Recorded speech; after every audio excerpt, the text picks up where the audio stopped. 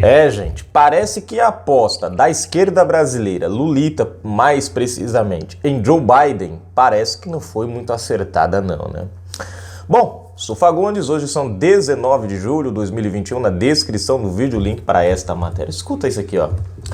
Joe Biden diz que Cuba é um estado falido, gente. Olha só, né? E eu acho interessante o seguinte, né? Que nas eleições, Biden, até quando ganhou as eleições e depois ali nos primeiros dias de posse, ele deu a entender, né, que seria assim, né, aliado do governo cubano. Parece que não foi muito isso não.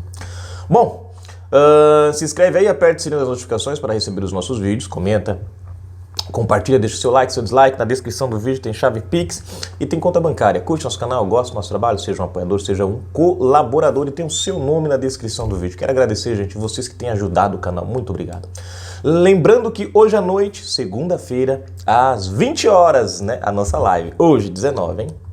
O presidente dos Estados Unidos, Joe Biden, reconheceu na última quinta-feira, 15, que o governo comunista cubano é um estado falido que está reprimindo seus cidadãos.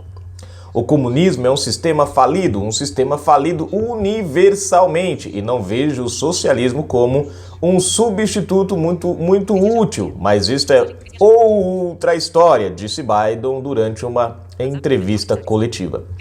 Com a chanceler alemã Angela Merkel, a entrevista foi com ela, né? Esqueci da vírgula aqui. Uma entrevista com a chanceler Angela Merkel. Conforme noticiou o site político, Biden também informou que os Estados Unidos estão considerando muitas possibilidades para ajudar os cidadãos cubanos, enquanto tentam imaginar ações das quais o regime comunista cubano não se aproveitaria. Aqui, gente, deixa eu explicar para vocês. Eu não entendi. O Biden quer ajudar, mas o governo cubano se aproveitar. Como é que é isso? Gente, vocês sabem por que existem as sanções hoje em Cuba? Não. Pois é. A esquerda tenta passar uma ideia de que os Estados Unidos é malvadão. Que os Estados Unidos, com as sanções, está oprimindo o povo cubano. Na verdade, não é assim. As sanções são para reprimir o governo cubano. Porque em Cuba, gente, o povo não se beneficia pelo trabalho, como aqui no Brasil, por exemplo. Aqui no Brasil você tem montadoras, você tem empresas, você tem seu escritório, você tem lojinha, você tem um monte de coisa. Certo? Lá em Cuba, não. Lá você trabalha para o Estado, você vive para o Estado e é o Estado quem determina o que você come ou o que você não come. Os caras te dão uma cadernetinha e durante um período, durante um mês, cada semana você tem um direito, ó, essa semana você vai pegar tanto, essa semana você pega tanto de alimento assim, assim, assim. E é assim que você vive lá. É assim que você vive nesse país. Então, quando os Estados Unidos abrem as portas para Cuba, se ele abrir as portas para Cuba, não é para o povo cubano, é para o governo cubano. Porque o dinheiro, gente, fica na mão do governo cubano. O povo recebe uma merreca. O que você ganha hoje em Bolsa Família aqui no Brasil é o que o cara ganha de salário em Cuba e na Venezuela. Quer dizer, nem na Venezuela. Né? Na Venezuela o cara ganha, sei lá, que 20 reais. Um médico cubano, em reais, o cara ganha 300 reais, 150 reais. Outro dia a gente fez um cálculo aqui, não estou lembrado quem foi, 150 reais é o que o cara ganha. Um Bolsa Família. Então você vê que todo o dinheiro, todo o recurso fica nas mãos do governo cubano.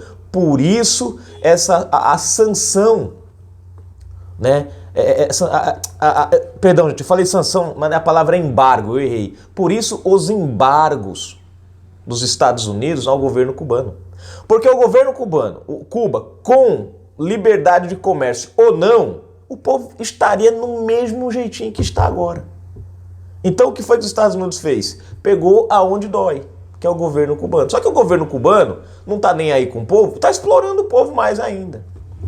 Né? Então a preocupação do Biden aqui é o seguinte, ó, a gente tem que achar um jeito de ajudar o país. Só que tem que ser um jeito que essa ajuda vá direto para o povo, porque se passar pelo governo cubano, acabou, fica ali.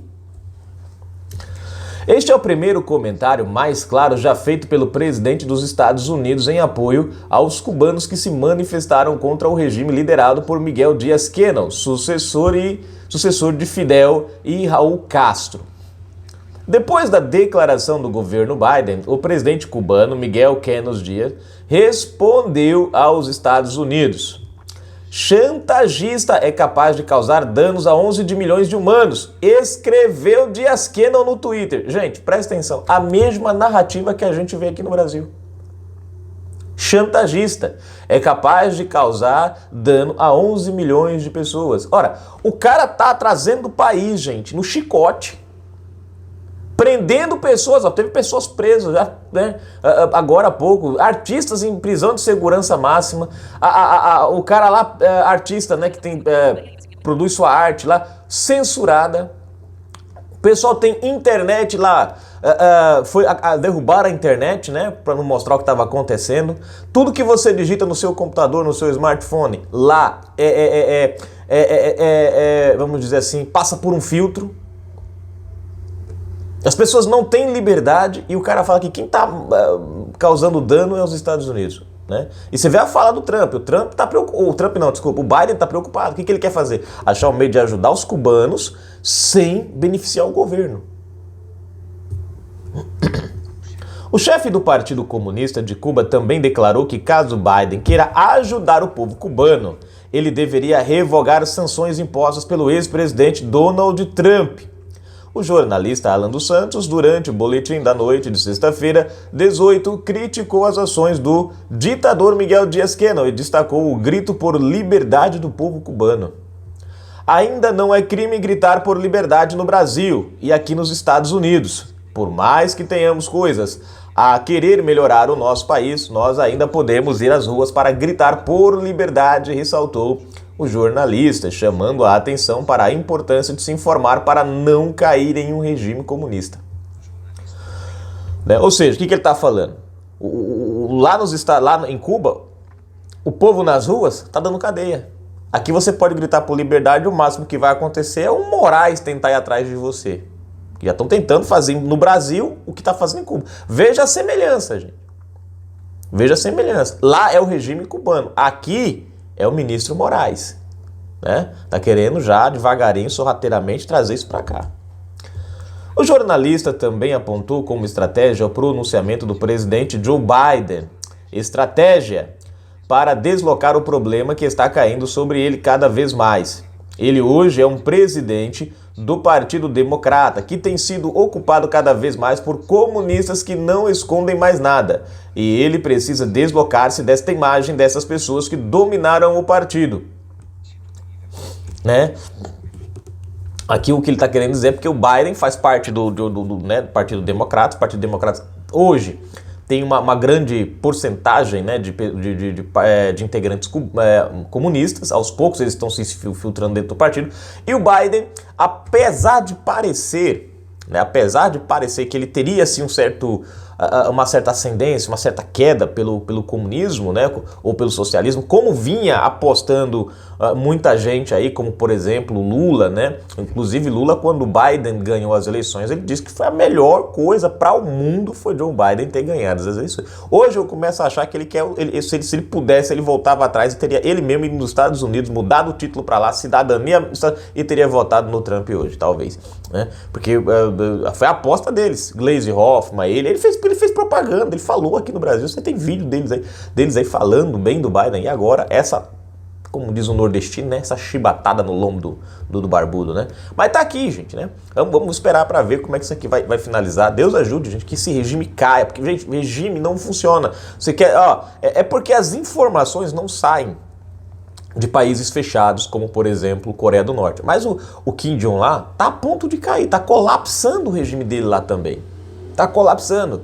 A China ainda permanece ali, gente, porque a China, de uma certa maneira, o povo chinês, eles têm um histórico já de dependência, se você pegar, a China é o país mais antigo do mundo, se não me falha a memória, né? Segundo consta aí, a China tem mais de 8, 6 mil, 7 mil, sei lá, é um bocado de 1000 anos atrás aí, né? Então você pega, por exemplo, aí, A China, desde que a China é China, ela vive nessa opressão. Então, entre aspas, o pessoal lá já está condicionado a isso. Por isso que o governo chinês, o governo comunista lá se dá um pouco bem, né? Porque o povo está um pouco condicionado a isso já, né? Faz parte da cultura deles, viveram isso a vida inteira. Né? Agora é que a China abriu um pouquinho mais as portas, né, para o mundo, mas não porque eles estão mudando, na verdade eles estão usando o capitalismo, né, como forma de fortalecer o comunismo, né? Mas enfim, é o único que ainda se mantém equilibrado ali, mas mesmo assim você vê que a população chinesa é oprimida, é opressora. Você vê, opressora não, é oprimida, né? Opressor é o regime, né? Bom, tá aqui, gente. Vamos torcer que Cuba se liberte disso, que é um lugar assim também, é um país que, né, a ilha tem muitos recursos, você tem ali pontos turísticos maravilhosos para serem explorados, é um país que tem tudo para, né, crescer. Você vê a Venezuela era considerada a princesinha da América Latina, tinha tudo para ser o país mais rico aqui da América Latina, gente. Olha aí, o comunismo tomou de conta, o socialismo tomou de conta, tá aí o país lascado, pobre, riqueza pra caramba, mas pobre. Bom, daqui a pouco a gente volta com mais informações. Eu sou o Fagundes, você já sabe, na descrição, gente. Ó, contribui, ajuda o canal, dá aquela forcinha pra gente, para o canal continue firme e forte por aqui. Agradeço o carinho de vocês, lembrando da nossa live hoje. Vamos trocar uma ideia, vamos falar sobre isso aqui hoje à noite. Eu espero você. Gente, aqui nos vídeos eu não leio todos os comentários, porque não dá para me ler todos os comentários, eu sempre vejo alguns. Agora, à noite, com certeza, o seu comentário não passa em branco. Um abraço, fiquem com Deus, tamo junto.